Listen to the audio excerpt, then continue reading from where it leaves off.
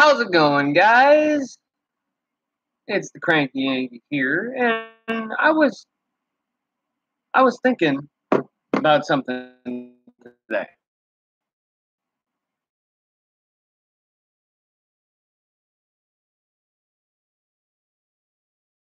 They asked me,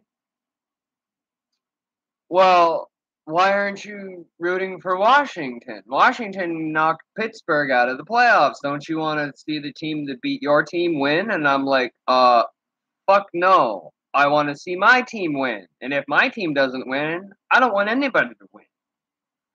Now, maybe I'm just selfish and biased, but no, I I'm not one of those people that'll be like, oh well, I hope that whoever beats my team goes to the wins the cup because then we can say that we lost to the second. That we can say that we lost to the best team in the league, and then you could argue, oh well, we were the second best team in the league. The only team that beat us was the team that won the Stanley Cup, and I'm like, yeah, but I'm sure there's more than one team that can claim that same thing in that same playoff season. But no, I want to know. Do you guys do that? Do you root for the team that knocked your team out? Like if your team gets knocked out of the playoffs, you then switch and say, oh well, I'm gonna root. Like in my case, like I'm gonna root for Washington now because.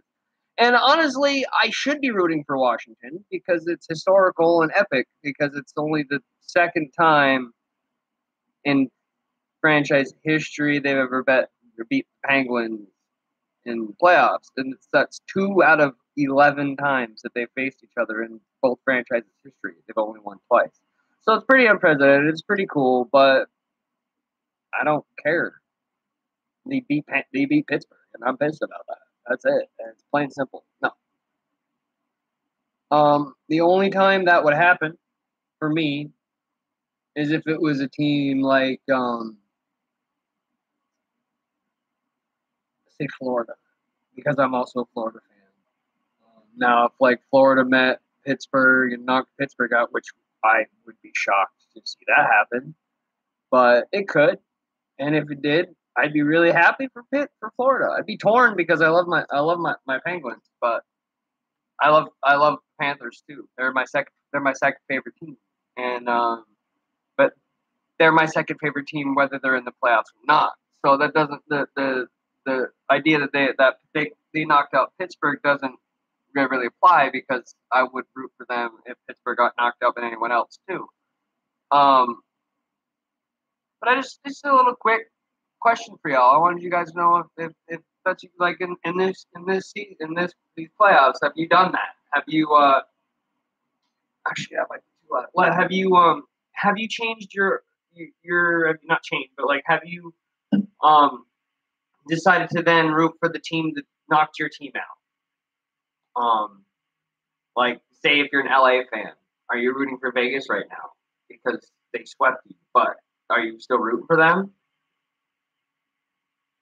Because they can say, oh well,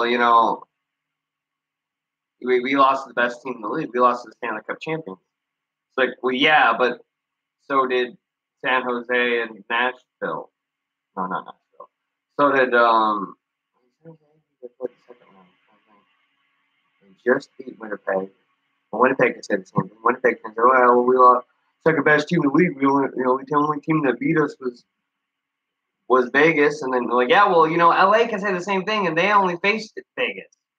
So I don't. That argument doesn't really hold water with me. The whole, well, we lost the second best team in the league. Like, yeah, if you're the second best team in the league, that means you were the other team that was in the finals. That makes you the second best team. Not, oh, well, we lost to whatever. And it just confuses me. And I'm like, no, that doesn't change. My allegiance doesn't change in the playoffs. My allegiance to teams doesn't change. If I hate a team, I hate a team. Like, I hate Washington. I was never rooting for Washington in these playoffs. I never will root for Washington in the playoffs. I will never root for Washington. Period. It's just a team I don't root for. It's a team that I don't care for. I don't care to root for.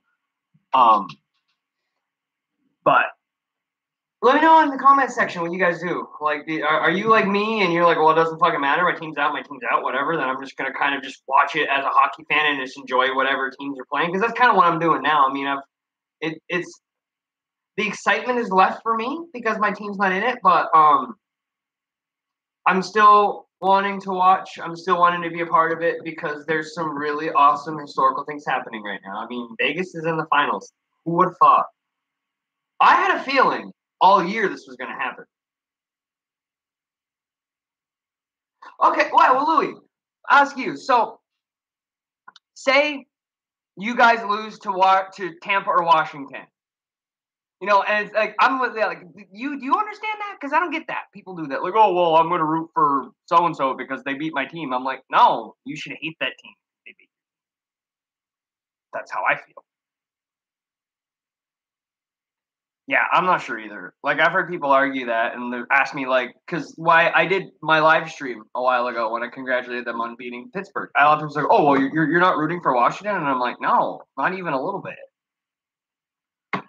But I don't know. That's what I want to know. Anybody who pops in the stream before I finish, let me know what you are. Let me know what you do, and if you see this after I'm stopped live streaming, let me know in the comment section.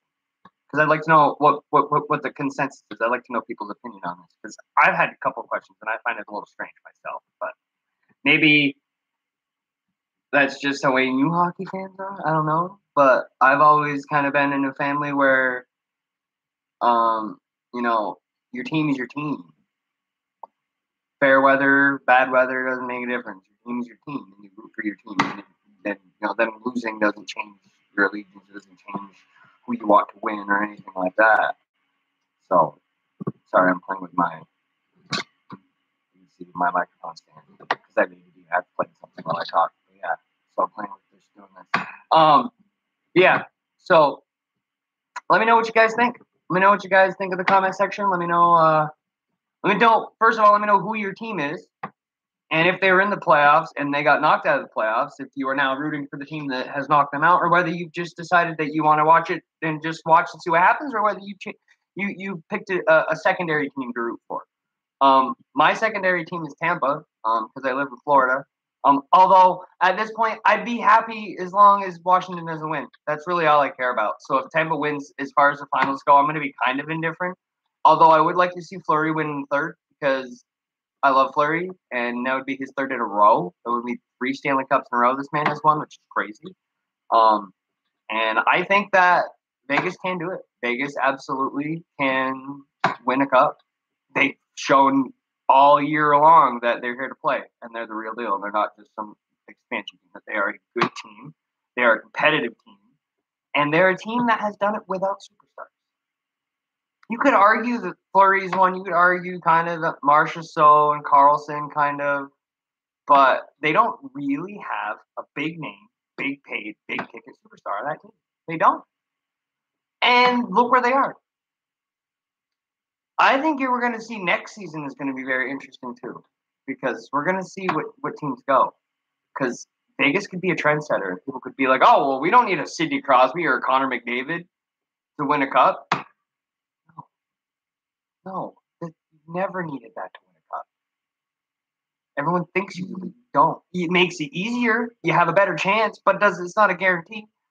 I mean, to me, this whole thing with Vegas reminds me a lot of the Miracle on Ice, the United States hockey team versus Russia in the Olympics. It really feels like that because you have all these players who are like, oh, they're cast outs, they're outcast, they're not going to do this, they're not going to do that. Like when they had the Miracle on Ice, like these were not professional players. These were college guys. These were minor league. These were not NHL players. And everyone argues. I've heard a couple people even said that. Oh well, that's not. It doesn't matter because they didn't have any NHLers on that team. If they had NHLers on that team, they would have won it a lot easier. It's like, well, he's like, no, USSR played NHL teams, and NHL teams couldn't beat them. That's why it was so amazing because these guys were amateurs. They were not professional hockey players. They were not professional athletes. They were amateurs. Now, Vegas is not. None of these guys are amateurs. They are all professional hockey players. They're not all, well, they were not all going into this season considered NHL professional hockey players, but they were all professional level, all of them. I mean, even Shipachev, who they brought in and then sent back, he'd been the KHL his whole recruit. That is, a lot of people call that kind of the equivalent of the American hockey. It's not as necessarily competitive or high paying as the NHL, but it's right below it. It is still professional hockey, and these are still phenomenally good and talented athletes in their own right, even if they don't make the NHL. And that's, but it has a kind of similar storyline to that, though. It's a team that no one expected to do anything. Nobody expected to go anywhere this year. And here they are in the Stanley Cup final, making everybody eat crow, making everybody eat their words. I have never once said that I didn't think they could do it. Not that I've said a whole lot about it on the channel because I wasn't. I'm not a Knights coverage guy. That's Louis' job. He does that. He would do it far better than me. Um, I don't cover the Knights other than times like this, but I don't cover them closely. So I wasn't like saying, "Oh, guys, watch out, guys, watch out." But I had this sneaking suspicion all year. I'm like, when they started off so well, I'm like, something's going on in Vegas. There's something in the water over there that are making this team good. And whether it's Washington or Tampa that they meet in the final, it's going to be a damn good series. Both teams, because honestly, I think they'd probably have an easier time with Washington than Tampa.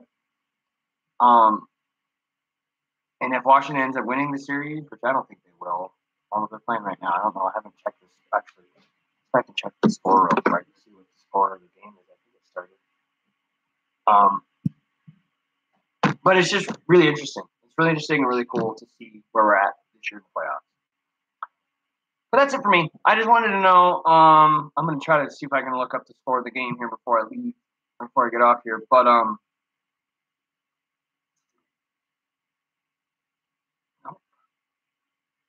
But I just want to know. Let me guys know in the comments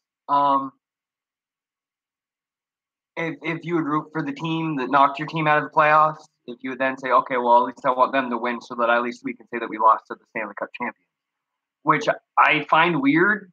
I'm like, why does that make you feel better? It shouldn't feel any different. It's like whether you lost to the Stanley Cup champions or whether you lost to the Stanley Cup runner-up. It doesn't matter. You got knocked out of the playoffs. You don't have a cup. It's like, Ricky Bobby and his dad, if you're not first, you're last. I mean, it's a little bit conceited and selfish to say that, but it's not entirely wrong because it's like, yeah, you can say this and that and the next thing. I mean, you can say, oh, we had a good year. Like, am I disappointed in how Pittsburgh did this year? No. They're a very up and down team. They gave me so many heart attacks this season. So many heart attacks. But I'm not upset. I'm not mad with where we finished. I mean, we made it into the second round of the playoffs. We lost to Washington, which was the part that really upset me the most. But we can't always win against Washington. As much as I want to, as much as most of Pittsburgh wants to, we just can't always win. But we had a really good year. Murray had an off year, but he went through a lot between being injured and having his dad pass away. So he had kind of an off year. But I have confidence in Murray. I have confidence that, he's going to be up there. He's going to be like I think he's not going to be a Fleury. He's not a Fleury. Fleury, to me, Murray isn't as flashy. He's still very athletic, but he's just not as flashy as Fleury is. But I think that's kind of the French influence of Marc-Andre Fleury because he is from Quebec, and I feel like the Frenchmen, they kind of have a little more of flair, a little more of got a bit more of a, they just got to show out a little more. And I know Murray, I think, is from Ontario or from the OHL, so he's from like more central. I think it was OHL, central Canada. So he's from the English speaking part. He seems a lot more humble, has a lot more humility. To me, but it's good. I like that. I like that he's not flashy. I think he's going to be a really good goaltender going forward. He had an off year, but I think next year you're going to see him do a lot better. I am kind of sad that we gave up Alexia. Not Alexia. I have Alexia. Gave up Reeves, though. I mean, he scored the game winner to send the Knights to the Stanley Cup Finals. Not a lot of fourth line enforcers can say that. And I say enforcer, he's not. He's technically a grinder. Well, as far as NHL, he's considered a grinder. Or maybe a power forward. But in my opinion, he's one of the closest things you have. Probably the closest thing that you have to an enforcer. The only other one that I know of that is I would consider an enforcer that is playing professional hockey. Well, he's playing AHL, I believe, not NHL. He's playing in the AHL, and that's Zach Sill, who used to play for Penguins, now plays for Washington. Well, Hershey Bears, plays for Washington. And he's probably not ever going to play in the NHL again, honestly. But that's okay, because he's one that he was a guy I really like for Pittsburgh. But yeah, I was sad to see him go, but I think we're gonna have a good year next year. They're gonna have that bounce back year. I think you'll see that we'll probably do at least as good next year. The only big issue with them is Jake Guentzel. Not an issue if we have him, but his contract's coming up. I believe he needs to be re-signed in the offseason. And after this playoff run, and here's the weird thing. Jake Guentzel is like two people. He's like two players. There's regular season Jake Guentzel, then there's playoff Jake Guentzel. Now, regular season Jake Guentzel's 20 goals, 30 goals maybe. Not, bad, but a solid top six kid. Solid top six guy, right? Then the playoffs come around. And this kid just goes ham. Ham sandwich, man. He was, I think, their top scorer in the playoffs, or one of the top 2 or 3 best scoring forwards on that team in the playoffs. And he's like 22, 23. I mean, yes, you're like, oh, he's playing on a line with Sidney Crosby. Yeah. Here's my argument with Sidney Crosby. Sidney Crosby is one of those players that makes the other players around him better. Yes, he gets more points and more goals because he plays on a line with Sidney Crosby. I'm not denying that. However, it doesn't matter if it's Sidney Crosby on his line. If he can't make that goal, put that goal in the back of the net, it isn't going to fucking matter if he's got Sidney Crosby in the center. You have to be able to score the goals, and he can. And that's why he's a playoff machine. So I know we got like maybe $5 million. Hey, Megan, maybe $5 million in cap. I mean, if it goes up to if it goes up to 80 million, I think we'll have more like 9 or so. But as it sits right now, we've got about $4 or $5 million in cap, and there's more than just Jake Guentzel they got to resign. And I'm pretty sure Jake Guentzel is going to be wanting about. I would see him get between 3 to 5 mil. I feel that's what he's worth. Especially because of how valuable and how kind of a clutch player he is in the playoffs. I think that's what he deserves. But I don't know if the pitchers will be able to re-sign him. I hope they do. They better hang on to Guentzel. But you got Guentzel, you got Sheary, you got Sheahan. Who else is? Yeah, I know Aston Reese, but I know that I believe Sheahan and Guentzel, I know, are definitely up. Letang, bit overpaid, I think. I love Letang. I'm not suggesting they trade him, but I'm suggesting to trade him. I don't want to suggest they trade him because I like Letang, but he's getting a little older. He's not worth $7 million. He's not worth it. 6 maybe. I could 6, maybe 6.5. Yeah, that's fair. So he's only maybe $1 million overpaid. But when you got a team like Pittsburgh that spends right at the top, the cap, $1 million is a lot of money. That's a big deal. You get $1 million here, $1 million there from other players. There's an extra player you can sign, or an extra 2 players. What you're looking for. If you bottom 6 guys, then $1 million a pop. There's $3 million right there. It's your fourth line. $3 or $4 million is the whole fourth line. And because the top 6, now it seems like every year they got this revolving door of wingers, at least right wingers.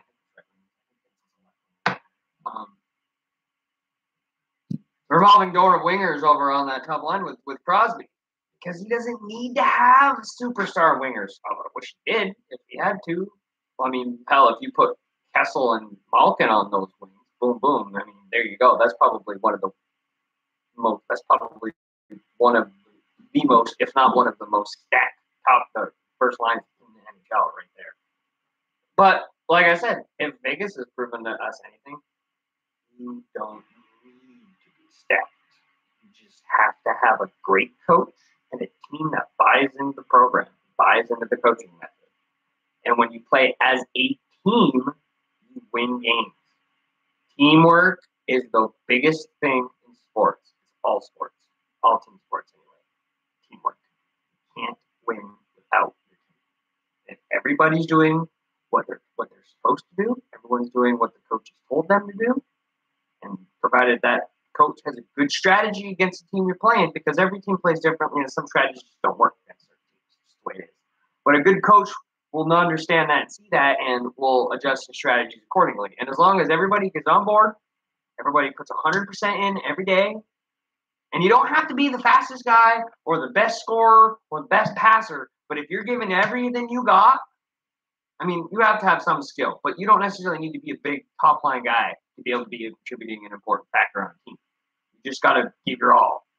I've always been the kind of guy who I like players that really are more into they're just more into being a team player and really just buying into the program and doing their job, not necessarily trying to be the best on the team or score all the goals or whatever. It's just I want to play my role in my job. Everybody on a team has a role. Everyone has a job, and everybody does it well. There's no reason why a team can't win. And the great thing about it is those jobs don't have to be held by superstars. I think that Vegas is going to make superstars out of some of these guys. Some of these guys are going to be like Marchessault. He's going to have a big old payday. Carlson's going to have a big old payday. There's going to be a lot of young guys on that team now who kind of wrote off and didn't think we're going to do much, and they're going to get good paychecks when they get re-signed because Vegas rethinks. Because Vegas seems to have this magic. There is something different about Vegas, and I don't think that's going to change. I don't think that's just kind of like a first year thing. No, I think legitimately this team is different. This town is different. The way they do hockey is completely different in Vegas than any other city in the country, and any other city in North America. And it's amazing, and it's wonderful, and it's great, and it's going to do so much good for this team and for the sport. Because ultimately, I'm a hockey fan. Anything that grows the sport, regardless of where it is, they can grow the fucking sport from Australia. Actually, they have been. Actually, there's some pretty big hockey's actually quite popular in Australia. I mean, like in fucking, I'd say China, but I know that's the case because Mac's from China. I've got one of my subs is from Hong Kong. He became familiar with hockey because he went to school in Canada, went to college in Canada, and became a Canucks fan. I believe he was in Vancouver before he went to college. But yeah, I'm just really, I think it's exciting. It's an amazing time we live in. It's a great time. This is an amazing time to be a hockey fan. If you're a hockey fan, buckle up, grab a beer, strap in, and enjoy this ride because hockey's exploding. Hockey is getting very big. I mean, it really, really is. It is getting huge. And it's just going to get bigger. Because I know a lot of people don't like Gary Bettman, but look at what he's done. Look at what he's done. The amount of money that they made per year when he started and what they make now is, and it goes beyond inflation. It's not even an inflation thing. It's even more than that. I mean, first of all, within 2 years, Vegas paid $500 million, $500 million to have a team. Seattle's paying $650. So in 3 years, the price has gone up $150 million. I know that they're out to make money. But the fact that there are people willing to invest that much money, and that goes straight to the owners. That gets spread out through all the owners of the team. So that 500 million, that 101 1,150 million, I think $1.15 billion that's going to be given to the league over the next 3 years just in expansion fees. It's spread through all the owners. Now they do what they want with it. But the fact that there are people willing to invest over $1 billion into a sport over the course of 3 years shows that it's growing. And that's exciting. And that's awesome. That's it for me. For this one, I'm the Cranky Yankee. I always try to make these quick. They always end up going over like a half an hour because I get to talking and going, and I lose track of time, and it just doesn't seem like I've been sitting here talking for 25 minutes. It seems like I've been talking for like 10. But that's just me. I'm the Cranky Yankee, guys. Make sure you like and subscribe if you haven't already. Make sure you let me know in the comment section, who do you root for other than your own team? Do you root for the team that you guys beat, or do they beat you, or do you just have like do you have like me? I've got like I got like 5 teams that I root for. I got like Pittsburgh, Florida, Philadelphia, Tampa, Carolina. Those are my 5. Those are my 5 teams. Those are the teams I root for. I do have other teams that I like, but I don't always root for them. It's kind of like, well, I don't really care about either of these teams, but I kind of like this one, so I'll root for them for this game kind of thing. But I don't consider myself a fan. I consider myself a fan of, actually, as far as teams I'm a fan of, I've only got 3. Tampa, Florida, Philly, and Pittsburgh are the only 3 teams I'm fans of. And no, buying a hockey jersey does not make you a fan. I have a Washington Capitals jersey, and I hate the Capitals. It makes me a fan of hockey. I'm a fan of the Capitals. But I'm glad I had it because I worked my last live stream. That was awesome. Anyways, that's it for me, guys. Let me know what you think in the comment section below. Make sure you like and subscribe. As always, I'm the Cranky Yankee, and you guys have a wonderful day. And make sure you follow this because hockey's amazing. Hockey's the greatest sport on the planet. There's no better sport ever made than hockey. Tell your friends, tell your mom, tell your grandma, tell your dog, tell your cat, tell your everybody, tell your uncle's cat, tell your friend's cat's friend's cat. Yeah, that too. I'll see you guys in the next one. I'm the Cranky Yankee. You guys have a great day.